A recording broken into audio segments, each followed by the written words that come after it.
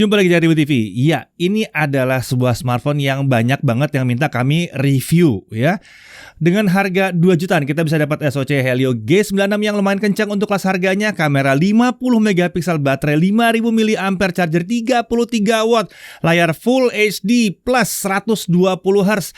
Dan nggak banyak pilihan smartphone yang bisa ngasih perpaduan spesifikasi seperti ini di kelas harganya di 2 jutaan rupiah. Ya, ini adalah Narzo 50 dari Realme. Kita langsung lihat aja isi boxnya. Tentunya ada unit dengan screen protector yang sudah terpasang, ada charger 33 watt Dart Charge, dan ada kabel USB Type-C. Dokumen ada, SIM ejector ada, dan case juga masih ada di sini ya. Oke, untuk desain, back covernya menggunakan desain Kevlar ya. Dikatakan Realme ini seperti yang dipakai di mobil-mobil balap. Motifnya ini makin jelas kalau kena pantulan-pantulan cahaya gitu. Keren ini ya. Material frame dan back covernya dari polikarbonat, tentunya bukan Kevlar beneran ya. Pilihan warnanya adalah Speed Black dan Speed Blue.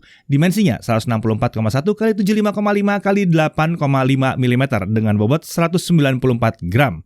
Di sisi kanan kita lihat ada tombol power sekaligus fingerprint sensor yang menyatu di sini. Sisi atasnya kosong. Sisi kiri ada tombol volume, ada slot SIM tray, ini non hybrid ya. Jadi bisa 2 SIM card plus 1 micro SD. Di bawah ada headphone jack, ada 2 lubang mikrofon dan ada port USB Type-C dan ada speakernya. Dan tentunya ini speaker mono ya di harga segini. Sisi belakang ada modul kamera, ada LED flash ya dengan kamera utama itu 50 megapiksel f1.8 autofocus. Perekaman videonya bisa sampai dengan 1080p 30 fps. Slow motion juga ada sampai dengan 1080p 120 fps. Lalu ada kamera makro 2 megapiksel f2.4 fixed focus ya. Untuk perekaman video ini sayangnya belum didukung di sini. Dia baru bisa untuk foto aja ya. Lalu berikutnya adalah kamera black and white 2 megapiksel f2.4 yang buat apa ya? Tapi udahlah, nggak apa-apa ya. Yang penting ada kamera di situ ya. Jadi anggap aja yang fungsional itu cuma satu kamera yang beneran fungsional banget ya. Nah sekarang kita beralih ke sisi layar. Tentunya ada earpiece untuk telepon. Lalu ada kamera in-display selfie 16 megapiksel. Bukan di bawah layar ya, tapi ya nggak pakai notch aja gitu. Bukaannya f2.05, fixed focus dengan perekaman video sampai dengan 1080p 30 fps juga. Untuk layar ini adalah ukurannya 6,6 inci, resolusinya Full HD+. Ini adalah panel IPS. Refresh rate-nya sampai dengan 120 Hz. Touch sampling rate-nya 180 Hz. Di setting layar terdapat 2 mode layar, yaitu ada Vivid sama ada Gentle. Untuk hasil tes color gambutnya itu kurang lebih seperti ini ya. Ini untuk yang Vivid ya. Dan kemudian ini untuk setting di Gentle. Jadi kalau Vivid dia bahkan sudah mendekati 100% DCI-P3. Sementara kalau mau yang enak sih lihatnya pakai yang Gentle ya, itu lebih natural aja. Dari segi brightness tidak disebutkan oleh Realme berapa nits, tapi menurut pengukuran kami maksimum brightness di indoor itu ada di kisaran 400 nits. Lagi-lagi ini sudah cukup oke ya. Nah untuk refresh rate, hebatnya layar ini sudah mendukung teknologi adaptif ternyata. Jadi refresh rate-nya bisa naik turun otomatis tergantung situasi dan tergantung aplikasi. Apapun mode refresh rate yang kita pakai ya. Misalnya kalau di home screen kita diamkan, dia bisa turun sampai 30 Hz. Saat nonton video YouTube atau dari MX Player yang kita pakai, dia bisa ke 60 Hz. Saat lagi scrolling, nah dia bisa naik ke 120 Hz biar katanya rasanya mulus lancar gitu ya. Untuk smartphone 2 jutaan bisa naik turun sampai 30 Hz itu luar biasa sih. Nah, kalau untuk urusan touch delay kita tidak menemukan ada masalah di sini ya. Dipakai real drum, tidak berasa delaynya ya. Tidak ada yang terasa mengganggu lah di sini. Untuk spesifikasi internal, SoC-nya adalah Helio G96, RAM-nya 4GB LPDDR4X, storage 64GB UFS 2.1. Sayangnya nggak ada varian lain, cuma ada 464 ini aja. Saat pertama dinyalakan, storage-nya udah kepake sekitar 21GB. Jadi yang bisa digunakan tuh terbilang masih mencukupi lah ya untuk sosial media. Tapi kalau untuk install game yang berat-berat, ya jangan banyak-banyak ya. Takutnya nanti habis internal storage-nya. Untuk baterai, 5000 mAh dengan charging 33 watt Dart Charge. Nah, untuk sensor ada accelerometer, geomagnetic sensor, ada light sensor, proximity sensor, dan ada gyro sensor di sini. Untuk security ada side mounted fingerprint dan tentunya ada face unlock. Untuk OS, sampai saat video ini dibuat, dia masih ada di Realme UI 2.0 yang Android 11. Software update-nya kayaknya agak sedikit telat ya dibandingkan smartphone Realme yang lainnya ya. Biasanya udah pada pakai Realme UI 3.0 yang Android 12 di sini. Konektivitas ya bukan 5G dong. Di di sini masih 4G tentunya ya, kan pakai G96. Wi-Fi 5 tapi ada di sini. Wi-Fi sharing juga ada. Bluetooth 5.1. Sayangnya nggak ada NFC nih di sini nih. 2 jutaan kayaknya zaman sekarang harusnya ada NFC ya. Untuk USB tentunya bisa OTG ya, tapi display output via USB port itu ya tentunya belum bisa di harga segini. Kita masuk ke pengujian performanya. Antutu 8 kita dapat skor 287 ribuan. Antutu 9 sayangnya nggak jalan Antutu 9 ya, karena syarat minimumnya adalah RAM 6 GB. Kemudian untuk Geekbench 5, single core 539 dan multi-core di 1879. GFX Bench 1080p T-Rex offscreen di 58 fps. 3D Mark Slingshot Extreme graphics score-nya ada di 2227. Lalu 3D Mark Wildlife Stress Test best loop score-nya di 1100 dan lowest loop score-nya di 1083. Jadi kestabilannya ada di kisaran 98,5%. Untuk CPU throttling test setelah 30 menit kita mendapatkan hasil 79%. Nah, untuk gaming ya, di menu Game Tools bawaan Realme ada opsi mode performa. Kita pilih opsi Pro Gamer Mode supaya performanya bisa lebih maksimal. Genshin Impact, kita setting dulu di lowest 60 dulu ya. Sebetulnya dia mampu menghasilkan frame rate sampai 40-an FPS nih. Tapi kalau dipakai traveling, jalan-jalan ya terbilang kurang nyaman dimainkan. Terlalu banyak lag dan frame drop yang mengganggu di sana-sini. Kalau dipakai battle, dia bisa lebih turun lagi bahkan sampai ke belasan FPS nih sayangnya ya. Kemungkinan besar ini kendalanya ada di RAM. Beberapa kali hal ini terjadi di smartphone yang RAM-nya 4GB memang. Untuk Android kita merekomendasikan paling nggak kalau kalian mulai mau main game-game yang agak berat ya, RAM-nya paling nggak 6GB lah ya. Kalau di Realme Narzo 50 ini agak kurang pas jadi buat main game yang seperti ini. Bahkan fitur FPS counter dari bawaan Realme aja sampai nge-restart terus-menerus ya, menandakan bahwa RAM-nya udah kepenuhan. Lanjut ke PUBG Mobile. Setting maksimumnya adalah Smooth Ultra. Untuk PUBG masih kebilang aman ini ya. Bisa dapat frame rate sekitar 40 fps stabil sampai selesai match. Itu nggak ada masalah di sini. Gyro aman, mulus, nggak ada masalah. Ini mantep buat gyronya ya. Lalu Apex Legends. Sayangnya saat video ini dibuat, game ini tidak bisa dimainkan lagi karena ternyata game ini di-launch untuk waktu yang terbatas. Jadi kita masih nunggu sampai versi globalnya muncul lagi ya kalau mau dimainkan. Beralih ke Mobile Legends, setting maksimum yang terbuka adalah grafiksnya di high dengan refresh rate high juga. Dengan setting seperti ini masih bisa jalan game ini di 60 fps lancar. Ya terbilang cukup ringan ya jadinya. Lalu kemudian Subway Surfer, hasilnya agak aneh ya. Entah kenapa frame rate-nya nyangkut di 50 fps. Padahal refresh rate-nya berjalan di 60 Hz di game ini. Jadi paling nggak bisa 60 fps dong. Ya entah kenapa nih ada yang nggak kompak ya. Kenapa turun ke 50 fps. Lalu beralih ke Modern Warship. Settingnya di medium plus 120 fps. Dan semua efeknya dinyalakan. Saat battle frame rate-nya di kisaran 30-40 fps. Masih cukup playable. Tapi kalau dibandingkan dengan smartphone lain yang juga pakai Helio G96. Agak lumayan jauh sih bedanya ya. Mestinya bisa sekitar 60 fps di sini. Bahkan harusnya bisa lebih. Kecurigaan kami sih mirip seperti kasus di Genshin Impact ya. Lagi-lagi sebuah game berat pakai RAM 4GB nggak pas jadinya. Padahal SoC-nya sih mumpuni nih harusnya ya. Nah, untuk suhunya Genshin Impact 30 menit di lowest 60 fps, di layar itu 36 sampai 43 derajat Celcius, sementara sisi belakang itu 36 sampai 43 derajat Celcius. Terbilang standar ya, walaupun sedikit lebih tinggi dari yang biasanya. 1 derajat lah lebih tinggi dari biasanya. Nggak terlalu masalah ya.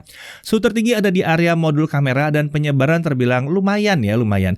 Karena nggak terlalu terpusat ke satu titik aja. Paling nggak panasnya tersebar hampir ke setengah bodinya. Nah untuk baterai, video playback itu dengan lokal video playback ya, itu selesai dalam waktu 18 jam 20 menit. Oke, tapi nggak luar biasa.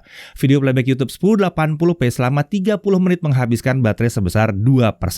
Lalu untuk mainan TikTok swipe video selama 30 menit itu menghabiskan baterai 3%. Lalu untuk Genshin Impact lowest 60 fps selama 30 menit, dia menghabiskan baterainya sebesar 12%. Untuk charging kita pakai charger 33 watt Dart Charge 0-50% tercapai dalam waktu 30 menit. Sementara 0 sampai full 1 jam 18 menit. Nah, kita beralih ke pengujian kamera, tapi tentunya bareng sama Chris ya. Oke, jadi di tangan saya kali ini sudah ada Realme Narzo 50 nih teman-teman. Jadi saya lagi nyobain kameranya. Yang saya lagi cobain ini adalah kamera selfie-nya. Saya rekam di resolusi Full HD 30 fps seperti biasa. Dan hasilnya kurang lebih seperti ini. Untuk yang saya mau lihat pertama kali itu adalah mikrofonnya ya. Jadi kalau misalnya kita nggak pakai mikrofon eksternal, kita pakai mikrofon bawahnya aja, hasilnya kayak gimana. Dan menurut saya kalau saya boleh menilai, kualitas mikrofonnya ini udah termasuk yang sangat bagus untuk kelas 2 jutaan ya. Jadi suaranya itu lantang, inputnya juga nggak terlalu kecil, dan suaranya pun lumayan jernih. Bagi kalau misalnya dipakai kayak mau ala-ala vlogging kayak begini. Belum punya mikrofon eksternal, pakai mikrofon bawahnya udah keren. Tapi sayangnya, mikrofonnya ini hanya ada di satu sisi. Jadi ya biasanya kan ada di frame atas sama bawah, ini cuma di bawahnya aja. Inputnya sih sebenarnya stereo ya. Jadi ada 2 lubang mikrofon di sisi bawahnya. Jadi audionya ini nggak mono hasilnya. Cuman ya sayangnya cuma ada di satu sisi.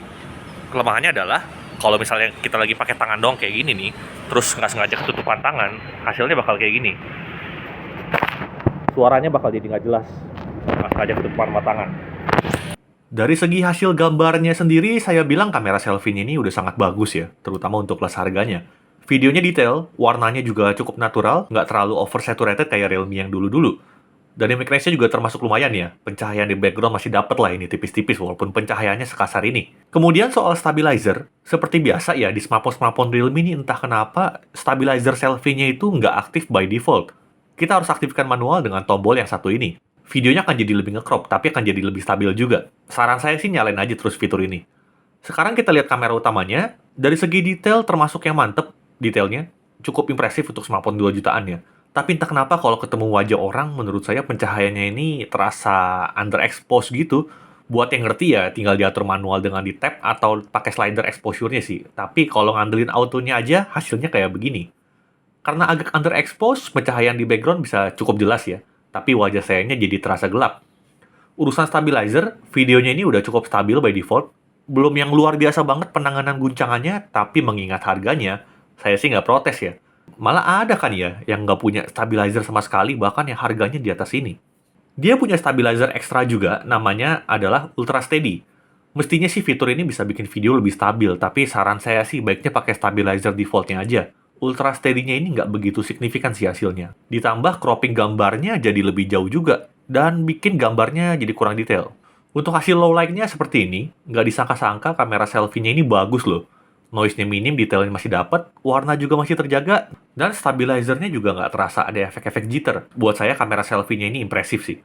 Kalau kamera utamanya hasilnya seperti ini, jujur buat saya nggak seimpresif kamera selfie-nya. Noise-nya minim sih, tapi detail kayak udah agak berkurang. Dan buat saya agak terasa underexposed juga dari pencahayaannya. Kemudian kalau dibawa jalan, stabilizer-nya masih ada efek jitter-jitter sedikit, tapi menurut saya ini masih di level yang wajar. Untuk fitur ekstra dia punya slow motion, dia bisa slow motion di Full HD 120 fps, lumayan ya bisa di Full HD. Lalu dia juga punya dual view video, fitur ini hadir juga di sini. Catatannya cuma stabilizer nggak hidup ya kalau pakai fitur ini, tapi di satu sisi videonya tetap Full HD loh, nggak drop ke 720p. Sekarang untuk hasil foto-fotonya, bagi saya kamera selfie dan kamera utamanya ini mantep deh, udah gitu aja. Mau siang, mau malam, pengalaman saya foto-foto dengan Realme Narzo 50 ini tinggal cekrek-cekrek, tau-tau bagus aja. Gambar detail, HDR-nya berfungsi dengan baik. Kalau udah malam, autonya juga udah bagus. Tapi kalau mau sedikit lebih oke, pakai fitur Nightscape-nya aja. Dia nggak bikin gambar jadi ekstra terang gitu sih, tapi detail bisa sedikit lebih terangkat dan noise-nya jadi lebih minim. Dari semua kemampuannya itu, keterbatasan paling besar dari kameranya ini menurut saya adalah, yang pertama, nggak ada perekaman 4K 30 atau Full HD 60. 4K saya masih toleransi deh kalau nggak ada, mengingat harganya yang terjangkau ini. Tapi harapannya paling nggak Full HD 60 bisa lah. SoC-nya bisa kok ini. Kemudian keterbatasan berikutnya adalah nggak ada kamera ultrawide, sayang sekali. Mau sampai kapan ya produsen pakai kamera asal ada kayak begini? Triple kamera sih kelihatannya, tapi yang saya anggap fungsional hanya satu. Terlepas dari kamera fungsionalnya itu hanya ada dua, yaitu kamera selfie dan kamera utamanya, hasilnya secara keseluruhan menurut saya cukup impresif ya kameranya ini. Cocok nih buat kalian yang tipikal mau foto, mau video, tinggal pencet shutter beres aja pokoknya. Mengingat smartphone keluaran akhir-akhir ini banyak yang bermasalah di stabilizer video, kamera Realme Narzo 50 ini jadi bisa unggul dibanding smartphone lain di kelas harganya. Oke, sekian dulu tes kameranya. Kita lanjut lagi ke pembahasan berikutnya. Oke, kita lanjut ke pengujian lainnya. Netflix bisa L1 walaupun tanpa HDR. Mantap ya. Lalu untuk YouTube HDR video playback sayangnya belum tersedia di sini. Untuk maksimum resolusi video YouTube yang bisa dipilih adalah 1440p 60 fps. Lalu untuk haptic feedback getarannya biasa aja ya. Bukan yang paling enak di kelas harganya, tapi dibilang buruk banget juga enggak sih ini sebetulnya ya. Belum sampai kita bilang matiin aja. Belum, masih bisa lah ya, masih bisa ditoleransi. Nah, untuk harga Ini cuma satu versi ya, 464 ya. Menurut website Realme, harga normalnya ada di 2.499.000 atau 2,5 juta lah ya. Tapi waktu flash sale kemarin itu sempat mencapai 2,199, ya berarti sekitar 2,2 juta. Nah, di harga 2,2 juta itu membuatnya jadi smartphone dengan SoC Helio G96 paling murah yang ada di Indonesia saat ini. Ya, walaupun RAM-nya emang 4 GB sih ya. Nah, untuk hal yang perlu diperhatikan, pertama, tidak ada kamera ultra wide di sini. Lalu mikrofon, walaupun kualitasnya udah lumayan, tapi cuma ada satu. Jadi beresiko nih ketutup sama tangan ya. Harus hati-hati ya di sini ya. RAM 4 GB ini kurang pas buat main game yang agak berat ya. Sayang loh, padahal SoC-nya udah lumayan kencang di sini. Kemudian storage 64 GB, walaupun ada slot microSD tapi ya kayaknya 64 GB untuk di kelas ini rasanya agak sedikit kurang pas aja ya. Kalau bisa 4128 gitu ya. Kalau dia misalnya RAM-nya 6 GB jadi 64 oke lah. Ya, paling nggak kan dapat RAM 6 GB harusnya gitu ya. Nah, kemudian kita juga masih menemukan iklan di beberapa situasi ya. Lalu tidak ada NFC di sini. Kemudian speakernya mono dan Android-nya entah kenapa belum nyampe 12, baru 11 aja di sini. Dari sisi menariknya, desainnya keren banget. Performa SoC-nya tergolong kencang ya untuk multitasking, feel-nya responsif dan mulus untuk pakai seharian sih asik banget ya. Kalau dibandingkan sama SoC lain yang di kelas harga segini ya ini paling enak sih emang ya. Layar 120 Hz Full HD Plus bikin navigasinya jadi mulus di sini. Lalu dia bisa adaptive refresh rate juga. Terlepas dari kamera yang fungsionalnya hanya 2 ya, kamera utama dan kamera selfie, tapi hasilnya terbilang oke sih untuk kelas harganya ya. Paling enggak suara kita terekam samalah dengan gerakan mulut kita ya. Nah, kemudian untuk rekaman video itu juga masih dilengkapi dengan stabilizer. Baterainya juga ya lumayan oke lah, bukan yang paling awet tapi udah lumayan oke. Chargingnya juga lumayan kencang. Isi boxnya ini penting banget. Isi boxnya masih lengkap di sini. Kemudian SIM tray-nya non hybrid. Ya, pada akhirnya kalau untuk harga normal di 2,5 juta, kompetitornya kayaknya bisa ngasih lebih atau ya paling nggak ada yang SoC di bawah tapi fitur-fitur lainnya berlimpah di situ ya. Nah, tapi kalau ini di kisaran 2,2 juta, ini menarik sih sebenarnya ya. Karena jadi G96 yang murah walaupun memang game-game berat nggak terlalu lancar-lancar amat di sini. Dan satu hal menarik yang terakhir setelah kami melihat dan menimbang, ini kok jadi mirip banget sama Realme 8i ya. Ya, tapi yang manapun yang kalian pilih, ini lagi-lagi seperti kita bilang tadi, kalau harganya dekat sekali dengan 2 juta, mungkin masih tergolong menarik ya. Saya Dedi Irfan, Jaga TV TV.